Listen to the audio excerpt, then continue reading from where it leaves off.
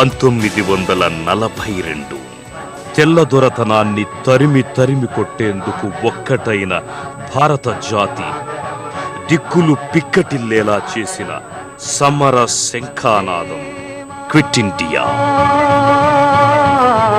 లాఠీ దెబ్బలు, దౌర్జన్యాలు, నిరంకుశత్వం, నిర్బంధాలు లెక్క చెయ్యకుండా మరింత బిగ్గరగా గొంతెత్తాడో కుర్రవాడు. స్వరం కాదు, అది భాస్వరం. 1953 కాశ్మీర్ ప్రత్యేక ప్రతిపత్తికి వ్యతిరేకంగా శ్యామాప్రసాద్ ముఖర్జీ సారథ్యంలో పోరాటం. 1975 భారత గణతంత్రాన్ని ఎమర్జెన్సీ గ్రహణం మింగేసింది. చీకట్లను చీల్చుకుంటూ తెరపైకొచ్చిందో తారక. ఆ నాయకుడు జైలు గదులు నిర్బంధించలేని ప్రజాస్వామ్య వీచిక. 1996 ఎన్నాళ్ల అన్వేషణ, ఏనాటి నిరీక్షణ, మొట్టమొదటిసారిగా అందివచ్చింది అధికారం. 13 రోజులకే పతనం, మరో 2 ఏళ్లు అంధకారం. 1998 నుంచి ఎర్రకోటపై అతడు ఎగరేశాడు జెండా. జనహితమే ధ్యేయంగా ముందుకు సాగింది అజెండా. అతడు అచంచలం. క్విట్ ఇండియా నుంచి కార్గిల్ విజయం దాకా, మట్టి రేణువు నుంచి మహా అణువు దాకా అతడి ముద్ర ప్రస్ఫుటం. భావకవిగా, భావుకునిగా అటు సాహిత్యంలో, నేతగా, నిలువెత్తు నీతిగా ఇటు రాజకీయాల్లో అతడో హిమశిఖరం. సామాన్యుడి పల్లకీ మోసిన బోయి అతడే అటల్ బిహారీ వాజ్పేయి.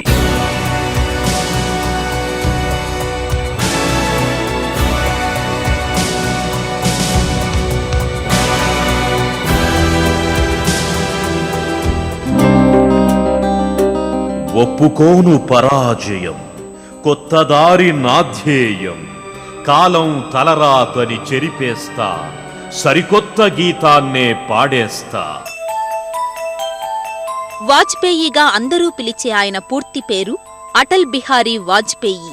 1926వ సంవత్సరం డిసెంబర్ 25న ఆయన ఉత్తరప్రదేశ్లోని ఆగ్రా సమీప గ్రామమైన బతేశ్వర్లో జన్మించారు. తండ్రి కృష్ణ బిహారీ వాజ్పేయి సంస్కృత పండితుడు, తల్లి కృష్ణాదేవి. ఇంట్లో 4వ సంతానంగా పుట్టిన వాజ్పేయికి 3 సోదరులు, 3 సోదరీమణులు ఉన్నారు. రాజనీతి, న్యాయశాస్త్రాలలో ఎంఏ చదివారు.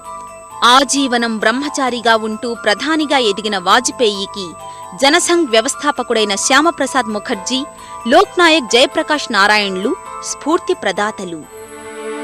వాజ్పేయి తండ్రి శ్రీకృష్ణ బిహారీ పండితుడు, అధ్యాపకుడు. ఆయన ప్రభావంతో వాజ్పేయికి బాల్యంలోనే భారతీయ సంస్కృతి సంప్రదాయాలపై గౌరవం ఏర్పడింది. తల్లి ఉగ్గుపాలతో విలువల్ని రంగరించిపోశారు. పరాయి పాలనలో బానిస బతుకు ఎంతటి దుర్భరమయ్యిందో చూసిన ఆ బాల హృదయం చలించిపోయింది. స్వేచ్ఛ కోసం పరితపించిపోయింది.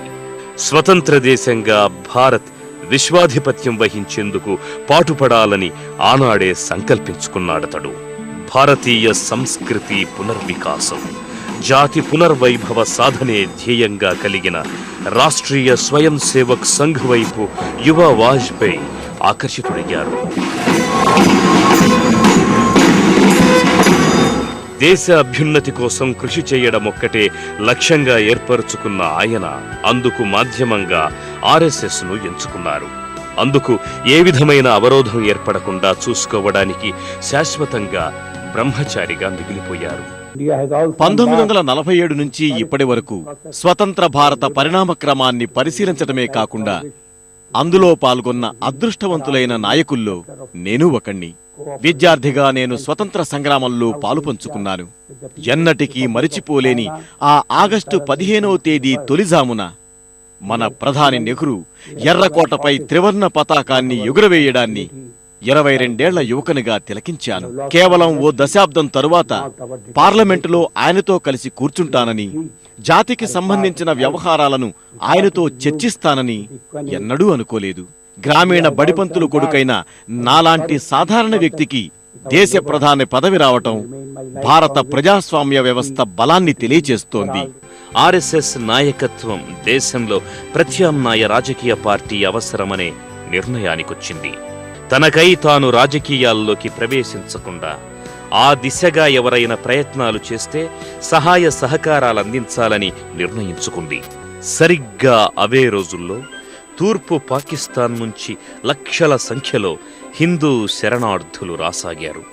నెహ్రూ క్యాబినెట్లో పరిశ్రమల శాఖ మంత్రిగా ఉన్న డాక్టర్ శ్యాంప్రసాద్ ముఖర్జీ ఆ దుస్థితికి చలించిపోయారు. పాకిస్తాన్ను కట్టడి చేయాలని నెహ్రూని కోరాడు. నెహ్రూ నిరాకరించడంతో 1951లో క్యాబినెట్ నుంచి ముఖర్జీ రాజీనామా చేశారు. ఆ నేపథ్యంలోనే ముఖర్జీ గోల్వాల్కర్ల సమావేశంలో నుంచి జనసంఘ్ ఆవిర్భవించింది. అక్టోబర్ 1951న కాన్పూర్లో జరిగిన భారతీయ జనసంఘ్ వ్యవస్థాపక సదస్సులో పండిట్ దీనదయాళ్ ఉపాధ్యాయతో పాటు అటల్ బిహారీ వాజ్పేయి కూడా పాల్గొన్నారు. ఆ సదస్సులో డాక్టర్ ముఖర్జీ శ్రీ వాజ్పేయిని తన వ్యక్తిగత సలహాదారుగా ఎంపిక చేసుకున్నాడు.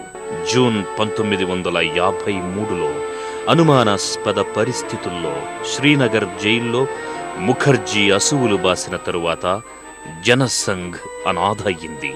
పార్లమెంటులో జనసంఘ్ గళం మూగబోయింది. 1957 ముఖర్జీ తరువాత దీనదయాళ్ ఉపాధ్యాయ జనసంఘ్ బరువు బాధ్యతల్ని పూర్తిగా తన భుజాల మీదకు ఎత్తుకోవలసి వచ్చింది. పార్లమెంటులో ముఖర్జీ స్థానాన్ని భర్తీ చేసేందుకు ఆయన వాజ్పేయిని ఉత్తరప్రదేశ్ బలరాంపూర్ నియోజకవర్గం నుంచి లోక్సభకు గెలిపించారు. ఉపాధ్యాయ అంచనాలను గాని పార్టీ ఆకాంక్షను గాని వాజ్పేయి వమ్ము చేయలేదు. 31 ఏళ్ల ప్రాయంలో 2వ లోక్సభలో వాజ్పేయి అడుగుపెట్టారు. నెహ్రూ లాంటి రాజకీయ దిగ్గజాలున్న లోక్సభను తన వాగ్పటిమతో ఆశ్చర్యంలో ముంచెత్తాడు. భారత పార్లమెంటరీ చరిత్రలో 1959లో నెహ్రూపై ప్రవేశపెట్టబడిన మొదటి విశ్వాసరాహిత్య తీర్మానంపై వాజ్పేయి చేసిన ప్రసంగం పార్లమెంటుని కుదిపేసింది. టిబెట్ సంఘటనలు, దలైలామా రాక, భారత భూభాగాలను చైనా ఆక్రమించుకోవడం వంటి సమస్యలపై ఆ లోక్సభలో వాజ్పేయి చేసిన ప్రసంగాలు దేశాన్ని ఎంతో ప్రభావితం చేశాయి. జవహర్ లాల్ నెహ్రూ, రాధాకృష్ణన్ వంటి దిగ్గజాలు సైతం వాజ్పేయి ప్రసంగాలను శ్రద్ధగా వినేవారు. వాజ్పేయి తన ప్రసంగ సమయంలో తన పక్షం వారిని సైతం ఎలాంటి అల్లరులు చేయకుండా నియంత్రిస్తూ వారు క్రమశిక్షణలో మెలిగేలా చూసేవారు.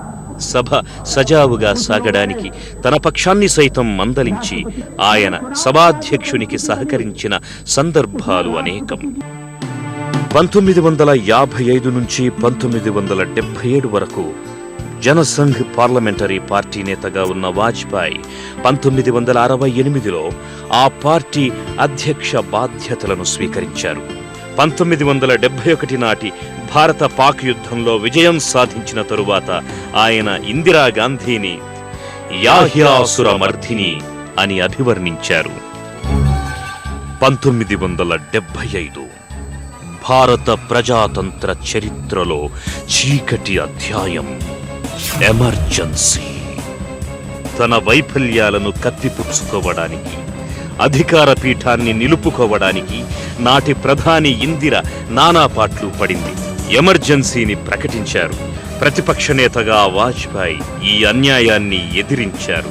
తన కర్తవ్య పాలనలో ముందుకు సాగారు.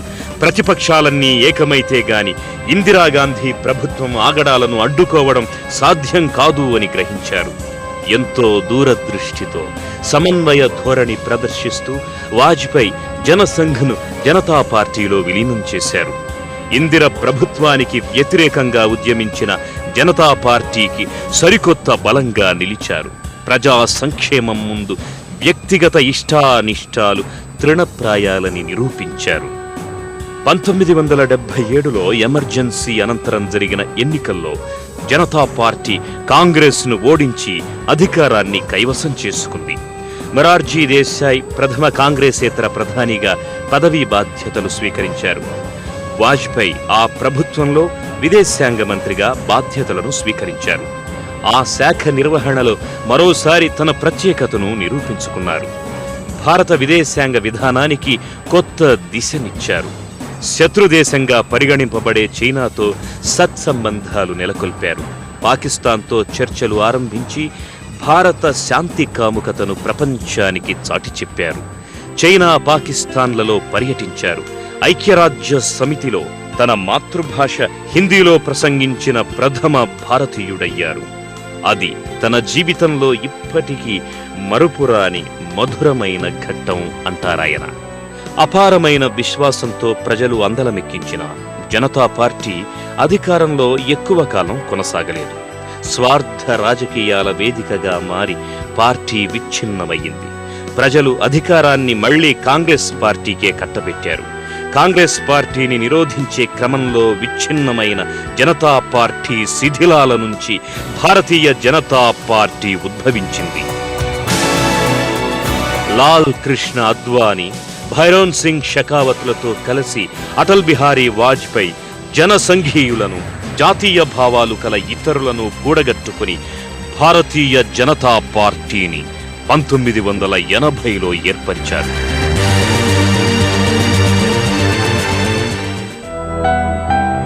1984 భారత రాజకీయాలలో పెను ప్రకంపనలు సృష్టించిన దుర్ఘటన జరిగింది. నాటి ప్రధాని ఇందిరాగాంధీని ఆమె అంగరక్షకులే హత్య చేశారు. దేశం యావత్తు విషాదంలో మునిగిపోయింది. సానుభూతి పవనాలు భారీగా వీచడంతో రాజీవ్ గాంధీకి ప్రజలు పెద్ద ఎత్తున పట్టం కట్టారు. ఆ ఎన్నికల్లో కేవలం 2 సీట్లు మాత్రమే సాధించిన బీజేపీ అట్టడుగు స్థాయికి పడిపోయింది. ఆ అట్టడుగు స్థాయి నుంచి 1996లో పార్లమెంటులో అందరికన్నా ఎక్కువ స్థానాలు సాధించిన పార్టీగా బీజేపీ ఎదిగింది. 1996లో వాజ్పేయి ప్రధానిగా మొదటిసారి ప్రమాణ స్వీకారం చేశారు. సభలో మెజారిటీ నిరూపించుకోలేకపోవడంతో ఆ ప్రభుత్వం 13 రోజులకే కుప్పకూలింది. విశ్వాస తీర్మాన సందర్భంలో పార్లమెంటులో వాజ్పేయి చేసిన ప్రసంగం అపూర్వమయ్యింది. దేశంలో ఆలోచించగల ప్రతి వ్యక్తిని ఆ ప్రసంగం ప్రభావితం చేసింది. हम अपने देश की सेवा के कार्य में जुटे रहेंगे। हम संख्या बल के सामने सर झुकाते हैं और आपको विश्वास दिलाते हैं कि जो कार्य हमने अपने हाथ में लिया है वो जब तक राष्ट्रीय उद्देश्य पूरा नहीं कर लेंगे तब तक विश्राम से नहीं बैठेंगे, तब तक आराम से नहीं बैठेंगे। अध्यक्ष महोदय, मैं अपना त्याग पत्र राष्ट्रपति महोदय को देने जा रहा हूं।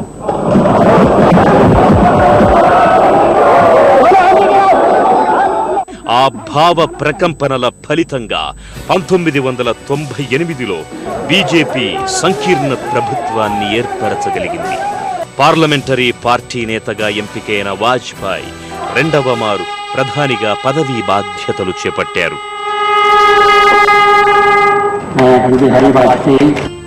రెండవసారి ప్రధానిగా వాజ్పేయి తన విలక్షణతను ప్రదర్శించారు. ఓవైపు సంకీర్ణ ప్రభుత్వ సర్కస్ ని సమర్థవంతంగా నిర్వహిస్తూనే మరోవైపు దేశ భవితవ్యంపై ప్రభావం చూపే మహత్తరమైన నిర్ణయాలు తీసుకున్నారు. ఈ నిర్ణయాలలో అణుశక్తి పాటవ పరీక్ష ప్రధానమైనది. అగ్రరాజ్యాలు ఎన్నో ఆంక్షలు విధించిన వాజ్పేయి ఆ బెదిరింపులను లెక్క చేయక భారతదేశం రక్షణ విషయంలో ఎలాంటి ఒత్తిడికి లొంగదని నిరూపించారు. ఎవరెలాంటి నిషేధాలు విధించినా భారతదేశం స్వయం ప్రతిపత్తి గలదన్న విశ్వాసాన్ని ప్రదర్శించారు. పాకిస్తాన్తో శాంతి చర్చలను పునరుద్ధరించి భారత్ శాంతి కాముక దేశమని వాజ్పేయి ప్రపంచానికి చాటారు. అయితే ఓవైపు లాహోర్లో భారత ప్రధాని, పాక్ ప్రధానిలు స్నేహంతో చేతులు కలుపుతుంటే మరోవైపు భారత్పై ద్వేషంతో పాక్ మిలిటరీ కార్గిల్ దురాక్రమణకు పాల్పడింది. కార్గిల్ యుద్ధంలో భారత వీర జవాన్లు మొక్కవోని ధైర్యాన్ని ప్రదర్శించారు. అపూర్వ సాహసంతో శత్రువుల పథకాలను విఫలం చేశారు. వాజ్పేయి నాయకత్వంలోని భారత్ మరోసారి పాకిస్తాన్పై విజయాన్ని సాధించింది. భారత్ పురోగమన బాటలో పయనించాల్సిన అవసరం ఎంతైనా ఉంది. ఆశావహ వైభవపేత ఉజ్వల భవిష్యత్తు కోసం భారతీయులందరూ శ్రమించాలి. శాస్త్ర, సాంకేతిక, ఆర్థిక, రాజకీయ, విద్యా, ఉద్యోగ రంగాల్లో ఉన్నత లక్ష్యాలను చేరుకొని ప్రపంచ దేశాల్లో భారత్ను మార్గదర్శకంగా నిలపాలి. అది వివాదం నుంచి సయోధ్య భేదాభిప్రాయం నుంచి ఏకాభిప్రాయం, అనైక్యత నుంచి ఐక్యతలు సాధించినప్పుడే సాధ్యమవుతుంది. సంకీర్ణ భాగస్వాముల్లో ఒకటైన ఏఐఏడీఎంకే తన మద్దతును విరమించుకోవడంతో వాజ్పేయి నాయకత్వంలోని ప్రభుత్వం మైనారిటీలో పడి అధికారాన్ని కోల్పోయింది. దరిమిలా 1999లో మళ్లీ ఎన్నికలు జరిగాయి. ప్రజలు వాజ్పేయి నాయకత్వంపై తమ విశ్వాసాన్ని ప్రకటించారు. దాంతో మూడవసారి వాజ్పేయి ప్రధాని బాధ్యతలు చేపట్టారు. సంకీర్ణ ప్రభుత్వ సమన్వయ పాలనలో అందవేసిన వాజ్పేయి ఎన్డీఏ కూటమి నాయకునిగా సుస్థిరమైన పాలననందించారు. మూడవసారి అధికారంలోకొచ్చిన వాజ్పేయి ప్రభుత్వం తన పదవీ కాలంలో దేశాభివృద్ధికి దీర్ఘకాలిక ప్రణాళికలు రచించింది. స్వర్ణ చతుర్భుజి పథకం కింద జాతీయ రహదారుల అభివృద్ధి మహోన్నతమయ్యింది. ఎంతో దూరదృష్టితో వాజ్పేయి ఆరంభించిన ఈ రహదారుల అభివృద్ధి పథకం దేశ రోడ్డు రవాణా వ్యవస్థలో విప్లవాత్మకమైన మార్పులు తెచ్చింది. కోట్లాది మంది గ్రామీణ ప్రాంత వాసులకు తమ సమీప పట్టణాల్లోని మార్కెట్లతో సంబంధాలేర్పడ్డాయి. వాజ్పేయి ఆరంభించిన మరో మహోన్నత పథకం సర్వశిక్షా అభియాన్. ఈ పథకం గ్రామీణ ప్రాంతాలలోని కోట్లాది మంది పేద ప్రజలకు అక్షర భిక్ష పెట్టింది. ఇలా అందరి మన్ననలు అందుకుంటూ పార్లమెంటులో ప్రజావాణిని బలంగా వినిపించిన వాజ్పేయి 2004లో స్వతంత్రంగా క్రియాశీల రాజకీయాల నుంచి విరమించే వరకు అత్యున్నత ప్రామాణికాలకు ప్రతీకగా నిలిచారు. వాజ్పేయిలోని క్రమశిక్షణే ఆయనను ఉత్తమ పార్లమెంటేరియన్ గా చేసింది. ఆయనలోని ఈ ప్రవర్తనే యువ రాజకీయవేత్తలకు ఆదర్శంగా మారింది. కాందహార్ హైజాక్ ఉదంతం వాజ్పేయి ప్రభుత్వంపై చెరగని మచ్చలా మిగిలింది. ఆ ఉదంతంలో తాలిబన్ల ఒత్తిడిపై తీవ్రవాదులను విడిచిపెట్టడం వల్ల కలిగిన దుష్ఫలితాలను దేశం ఈనాటికీ అనుభవిస్తోంది. ఈ సంఘటన విశాలమైన వాజ్పేయి పాలనకు మచ్చ తెచ్చింది. వాజ్పేయి పదవీ కాలంలోనే భారత పార్లమెంటుపై తీవ్రవాద ముష్కరుల దాడి జరిగింది. 2005లో బొంబాయిలో జరిగిన ప్రజా బహిరంగ సభలో వాజ్పేయి ప్రసంగిస్తూ ఇకపై అద్వానీ, ప్రమోద్ మహాజన్లు బీజేపీని రామలక్ష్మణుల్లా ముందుకు నడుపుతారని ప్రకటించి తాను క్రియాశీల రాజకీయాల నుంచి విశ్రాంతి తీసుకుంటున్నట్లు ప్రకటించారు. వాజ్పేయి రాజకీయ జీవితాన్నుంచి విరమించడం బీజేపీకే కాదు, భారత రాజకీయాలకు తీరని లోటు మిగిల్చింది. చమత్కారం, వ్యంగ్యం, హాస్యాలు కలగలిసిన ఆరోగ్యకరమైన విమర్శ లోక్సభ నుంచి అదృశ్యమయ్యింది. కవి, సున్నిత మనస్కుడు, దేశభక్తుడు, ఆత్మగౌరవం, ఆత్మవిశ్వాసాలతో జాతి అభివృద్ధికి అకుంఠిత దీక్షతో కృషి చేసిన వాజ్పేయి రాజకీయాల నుంచి విశ్రాంతి తీసుకున్న పార్టీ ఆయన ప్రసంగాలను 2004, 2009లో జరిగిన ఎన్నికల్లో ఉపయోగించుకుంది. దార్శనికునిగా, రాజనీతివేత్తగా పేరుగాంచిన వాజ్పేయిలో భావుకత నిండిన మరో కోణం కూడా ఉంది. ఆ భావుకతే ఆయనను వక్తగా, కవిగా నిలిపింది. ఆయన మేరే 51 కవితాయే, సంకల్పకాల్, శక్తి సే శాంతి, మృత్యు యా హత్య, అమర్ బలిదాన్, ఖైదీ కవిరాజ్ కి కుండలియా, అమర్ ఆగ్ హై అనే కవితా సంకలనాలను వెలువరించారు. వీటిలో ఖైదీ కవిరాజ్ కి కుండలియా అనే కవితా సంకలనం ఎమర్జెన్సీ కాలంలో ఖైదులో ఉండి రచించిన కవితల సంకలనం.